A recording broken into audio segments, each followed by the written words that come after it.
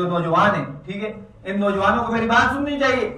जहां जहां तक मेरी आवाज जा रही है, मेरी आवाज बात सुन ले कि ये पाबंदियां तलाक के साथ मुंसलिक ना किया करें।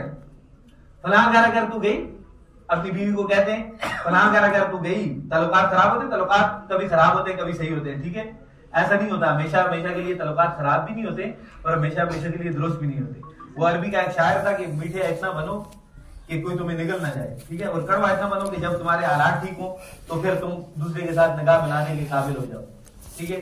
तो वो हालात एक जैसे नहीं रहते। और हमारे नौजवान क्या करते हैं, अगर तू फलां के घर गई, फलां चाचे फलां मामे के घर गई तो फिर मैं तुम्हें मेरी तरफ से तुम्हें तलाक है। फिर हमारे पास आते हैं, कहते हैं कि ये तलाक हो जाएगी अगर वो उसके घर, हम कहते हैं हो जाएगी, फिर कहते हैं दीन इतना सख्त है।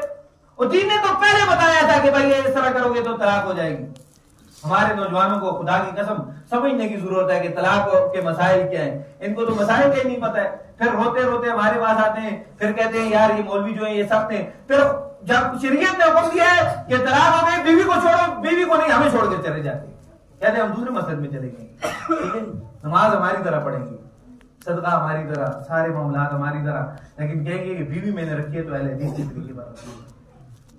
मैं किसी मस्जिद को कभी टारगेट नहीं करता, कभी किसी मसलक को टारगेट नहीं करता, मेरा मिजाज नहीं, ठीक है। मैं कहता हूँ यार खुदा के लिए पहले अपने मुसलमानी तरीके पर तो आ जाओ, बाद में हम मसलकों को छेड़ेंगे, ठीक है।